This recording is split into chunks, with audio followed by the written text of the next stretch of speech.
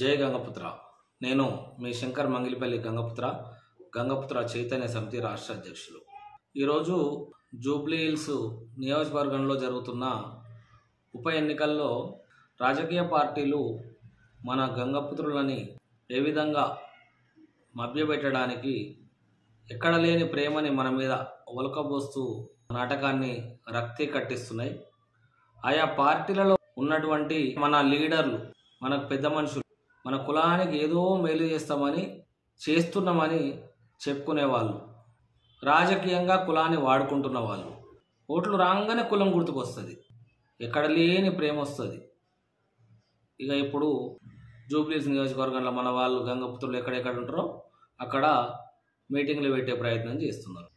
ఇప్పుడు అధికారంలో ఉన్న పార్టీ గత ప్రభుత్వంలో మన కులానికి తీవ్రమైన అన్యాయం జరిగిన, మనకు వ్యతిరేకంగా వచ్చిన జీవోలతోటి మన వాళ్ళు కోర్టులలో కేసులకు పోయి కులవృత్తిని రక్షించుకోవడానికి ప్రయత్నాలు చేస్తే హైకోర్టు ఆ కేసులను అన్నిటిని ఒక దగ్గర మెర్జ్ చేసి ప్రభుత్వానికి, అంటే ఇప్పుడున్న కాంగ్రెస్ ప్రభుత్వానికి అన్ని ఎందుకు కేసులు వస్తున్నాయి, అసలు మత్స్యకారులు ఎవరు అనేది ఎంక్వైరీ చేయడానికి ఒక ఎక్స్పర్ట్ కమిటీ అని వేస్తే ఆ ఎక్స్పర్ట్ కమిటీ అనేది ఎక్కడ ఎంక్వైరీ చేయకుండా మన వృత్తి దోపిడీ జరుగుతుంది అని కేసులలో వేసిన వాళ్ళు, ఆఫీసుల చుట్టూ తిరుగుతున్న వాళ్ళు, వీళ్ళందరి బాధని గోడుని వినకుండా కేవలం గత ప్రభుత్వంలో వచ్చిన జీవోలని మెన్షన్ చేస్తూ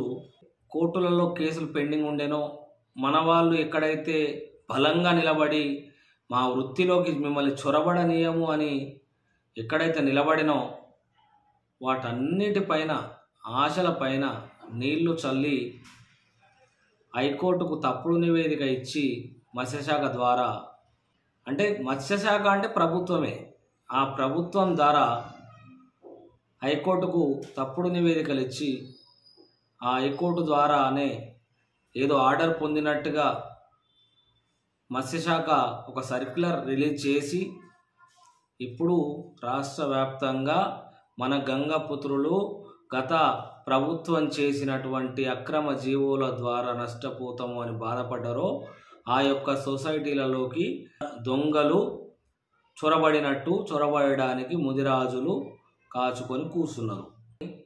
సర్క్యులర్ పేరు మీద రాష్ట్ర వ్యాప్తంగా గంగపుత్రులను బెదిరించి ఇంకా మీరు పోరాడలేరు అనే స్థాయికి తీసుకొని వచ్చి మన వాళ్ళని కాంప్రమైజ్ అయ్యే విధంగా మన నాయకులుగా చెలామణవుతున్న వాళ్ళే బెదిరింపులకు పాల్పడుతూ మన వాళ్ళ దగ్గర ఏవో ఆశిస్తూ వాళ్ళని అసలు ఈ కులము అంటేనే ఏహ్యమైన పరిస్థితిలోకి వాళ్ళని తీసుకొని వెళ్ళి ఇవాళ బ్రతుకు జీవుడా, మేము బతికితే చాలు, దొంగల చేతుల కులవృత్తి దోపిడీ చేసే ముదిరాజుల చేతుల దెబ్బలు తినాలనా, వాళ్ళతోటి తిట్లు తినాలనా అని మన వాళ్ళు కాంప్రమైజ్ అవుతున్నారు.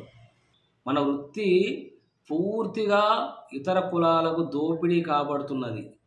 మనకు ఎటువంటి పట్టింపు లేకుండా వాడెవడో మంత్రి చేపల కులపోడికే మంత్రి పదవి ఇచ్చిర్రు, చేపల మంత్రి పదవి అని మన దగ్గరికి వచ్చి వాడు సిగ్గు లేకుండా మన మీటింగ్లల్లా వాడు చెప్తుంటే మనం చప్పట్లు కొడుతున్నాం.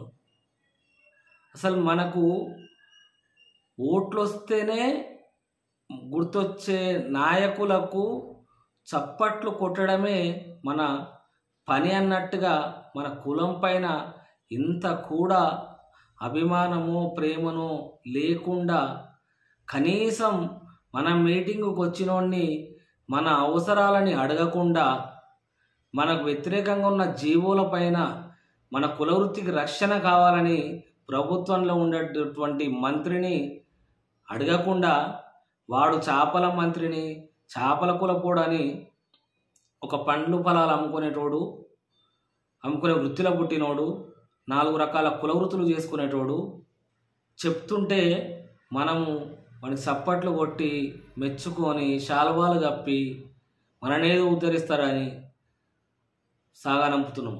ఎంత సిగ్గుచేటు! ఈ మీటింగ్ పెట్టిన వాళ్ళకి కనీసం ఈ కులం పైన ఎటువంటి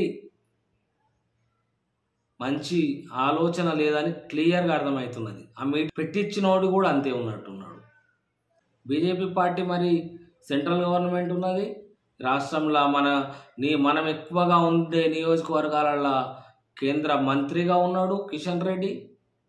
మరి మన కుల వృత్తి పట్ల మనం ఎన్నోసార్లు మనకు రక్షణ చట్టం కావాలి, కేంద్ర ప్రభుత్వంలో మనకు పెండింగ్లో ఉన్నటువంటి ఎస్టీ బిల్లు గురించి మన రిప్రజెంటేషన్స్ ఇచ్చి మన వృత్తికి రక్షణ కల్పించాలని కోరితే ఆ బీజేపీ మీటింగ్కు కేంద్ర మత్స్యశాఖ మంత్రి వస్తే కూడా మనం కనీసం మన అవసరాలు ఏంది, మన కులవృత్తికి రక్షణ ఏంది, మన భవిష్యత్తు ఎట్లా ఉండాలి అనేది ఆ బీజేపీ పార్టీలో ఉండే నాయకులు కూడా కనీసం మన గురించి మాట్లాడే పరిస్థితే లేదు. కేవలం ఓట్లు కావాలి.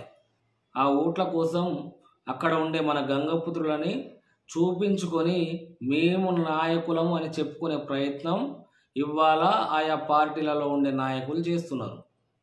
మరి ఆ నాయకులు ఈ కులానికే పుట్టిరు కదా. ఈ కులము అవసరాలు, కులము ఆక్రందన, కులము ఎదుర్కొంటున్న ఇబ్బందులు, వివక్ష ఇది ఏది కనబడతలేదు. అంటే వాళ్ళు ఇంకా మా దాకా రాలే అనుకుంటున్నారు.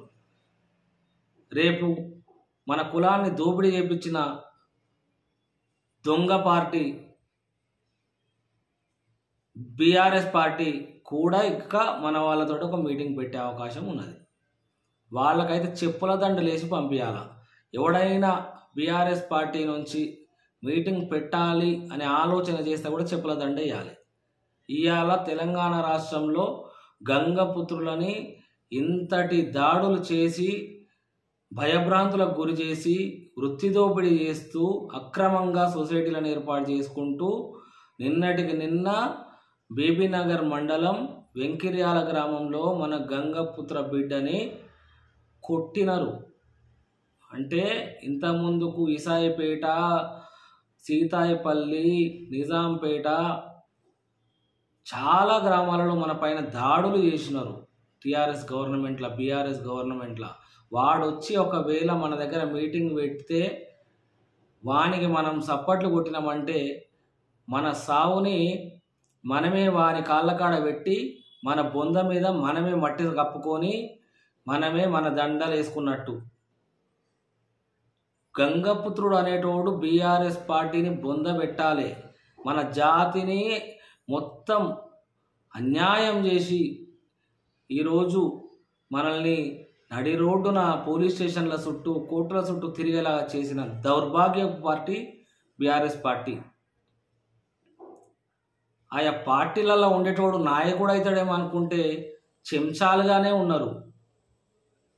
చెంచాలుగా ఉండి మీటింగ్లు పెట్టిపించి మన వాళ్ళని చూపించుకొని ఏదో రాజకీయ పదవులని పొందాలనే ఆశ తప్పితే ఈ కులం పట్ల ఎటువంటి ప్రేమ, పుట్టిన కులం పట్ల అభిమానము, పుట్టిన కులానికి అన్యాయం జరుగుతుందని బాధ, పుట్టిన కులాన్ని వివక్ష చూపిస్తున్నారని కనీస సోయలేని దౌర్భాగ్యపు నాయకులుగా మన వాళ్ళు ఆయా పార్టీలలో ఉండడం మన జాతి చేసుకున్న దౌర్భాగ్యం. ఇప్పటికైనా ఏదైతే జూబ్లీహిల్స్ నియోజకవర్గంలో ఉన్న గంగపుత్ర బంధువులకు పాదాభివందనం చేసి కోరుకుంటున్నాం. మీ దగ్గరికి ఏ పార్టీ ఓడి వచ్చి మీటింగ్ పెట్టామన్నా మన వృత్తికి రక్షణ గురించి మాట్లాడండి. మన కుల వృత్తిని పరాయుడు ఎందుకు దోపిడీ చేస్తున్నాడో అడగండి.